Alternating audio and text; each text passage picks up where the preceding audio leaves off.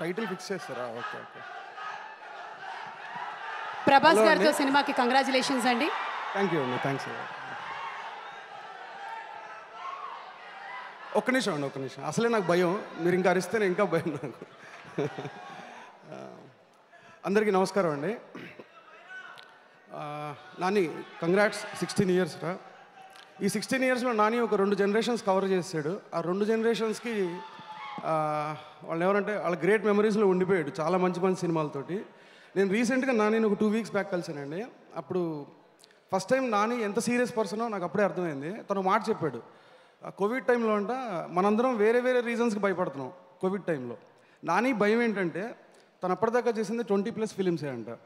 అయ్యి బాబోయ్ ఏంటి ఇలా ఉంది సిచ్యువేషన్, ఇప్పుడు ఏమైనా నవ్వుతే 20 సినిమాలైనా నా ఉండేది, ఇంకేం మెమరీస్ లేవా, అందుకని చాలా మంచి సినిమాలు చేయాలి, చాలా ఫాస్ట్గా సినిమాలు చేయాలి, క్వాలిటీ సినిమాలు చేయాలి, జనాల మెమరీలో ఉండే సినిమా చేయాలని చెప్పి తను మొదలుపెట్టాడు జర్నీ.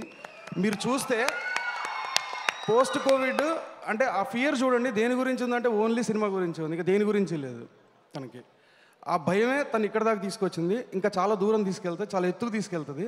మీరు పోస్ట్ కోవిడ్ తర్వాత తను తీసిన 4 సినిమాలు చూస్తే మన శ్యామ్ సింగ్ రాయ్ ఒకటి, అంటే సుందరానికి, దసరా అండ్ ఇప్పుడు సరిపోదా శనివారం, హాయ్ నాన్న సారీ 5. అంటే అది కేవలం నాని వల్ల మాత్రమే అయింది. అది దేనివల్ల అంటే సినిమా అంటే భయం, సినిమా అంటే భక్తి, సినిమా అంటే ప్రేమ, ఈ మూడింటి వల్ల మాత్రమే చేయగలిగాడు. అవి తన నుంచి ఎప్పటికి వెళ్ళవు. ఎందుకు వెళ్ళవంటే తన పర్సనాలిటీ అలాంటిది, మెయిన్ రీజన్ అది. నాని థ్యాంక్ యూ, చాలామందికి ఇన్స్పిరేషన్ నువ్వు, అది వేరే లెవెల్ ఇన్స్పిరేషన్ నువ్వు, అంటే చెప్పడానికి కూడా లేదు.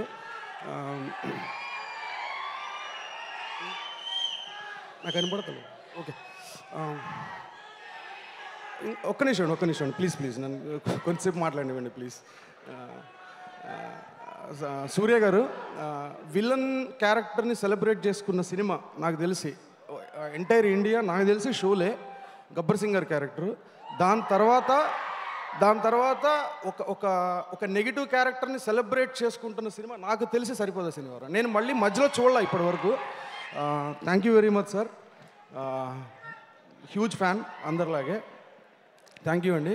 ప్రియాంక గారు మీరు చాలా బాగున్నారండి సినిమాలో. అండ్ ఒక్క నిమిషం అండి, అసలు అన్నిటికంటే ఎక్కువ హ్యాపీ ఏంటంటే నాకు వివేకాత్రేయ అంటే నాకు చాలా ఇష్టమైన డైరెక్టర్ తను. అంటే సుందరానికి నాకు చాలా చాలా ఫేవరెట్ ఫిల్మ్ అది, ఎందుకంటే దాంట్లో చాలా కాంప్లికేటెడ్ సీన్ స్టేజింగ్ ఉంటుంది. అది ఎంత కన్విన్సింగ్గా అంటే ఒక మెచ్యూరిటీగా మాట్లాడాలంటే నాకు తెలిసి ఒక 40-50 సినిమాలు తీసిన ఒక డైరెక్టర్కు ఉన్నంత మెచ్యూరిటీతో హ్యాండిల్ చేశాడు ఆ షార్ట్స్ అన్నీ. వివేక్ ఎక్స్ట్రాడినరీ. నాకు ఒక 1 year బ్యాక్ క్రికెట్ మ్యాచ్ ఆడుతుంటే ఆ రోజు చెప్పాడు ఈ కథ ఆత్రేయ. నాకు చాలా చాలా హ్యాపీ అనిపించిందండి నిజంగా. అంటే complete genre shift, gear change చేసి మొదలుపెట్టాడు. Super Athreya, very happy for you. ఇందాకే ఎవరు వెంకట్ చెప్తున్నాడు తనకి అసలు ఒంట్లో బాగాలేదంట పాపం, లాస్ట్ డేస్ పోస్ట్ ప్రొడక్షన్ టైంలో బెడ్ మీద పడుకుని అక్కడి నుంచి కదలకుండా. అయినో ఆ టైంలో నాని ఎలా ఉంటాడో నాకు తెలుసు, డెఫినెట్గా రైట్ హ్యాండ్ లెఫ్ట్ హ్యాండ్ అన్ని తనే ఉంటాడు. Thank you, congrats to the entire team. ఇంకెవరన్నా మర్చిపోయింటే మాత్రం very sorry sir. Sorry background score particularly Nani release ముందరే చెప్పాడు ఎలా ఉంటుందో బ్యాక్గ్రౌండ్ స్కోర్ గురించి. తను ఏదైతే చెప్పాడో అదే డెలివరీ అయింది అక్కడ. విజయ్ గారు సూపర్ సార్ మీరు. థ్యాంక్ యూ అండి, thanks a lot. Thank you so much. Thank you Hanu garu.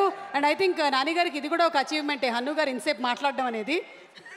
And ఇదంతా కోపం మీద నడుస్తుంది కాబట్టి సినిమా, మీకు ఏ విషయంలో కోపం వస్తుంది చెప్పండి శివ గారు. ఇప్పుడే 10 నిమిషాల క్రితం ట్రాఫిక్ మీద వచ్చింది కోపం. ట్రాఫిక్ మీద ఇక్కడి నుంచి ఇంతవరకు అది అందరికీ వస్తుంది, మీకు ఎక్కువసేపు స్టేజ్ మీద ఉంటుంది. చూసారా, మీ ప్రపంచం వేరు నా ప్రపంచం వేరు. నాకు కింద ఉంటే కోపం వస్తుంది, మీకు కోపమా అంటే ఏంటి అంటారా? మరి అలాంటి నమ్మరు కదా. మరి ఏ విషయంలో వస్తుంది మీకు కోపం? నిర్లక్ష్యం అంటే కోపం అండి. నేనైతే ఎవరిని నిర్లక్ష్యం చేయలేదు ఇక్కడ, నేను బాగా చూసుకున్నాను. నిర్లక్ష్యం అది కాదండి, అంటే ఏదైనా నిర్లక్ష్యం చేస్తే మీకు కోపం వస్తుంది. Okay, thank you so much. And అలాగే కేఎల్ఎం నుంచి ఒక స్పెషల్ వినాయకుడు, మట్టి వినాయకుడిని గిఫ్ట్గా అందిస్తూ ఉన్నారు ఈరోజు. వినాయక చవితి సందర్భంగా. Thank you sir. Thank you Rahul గారు.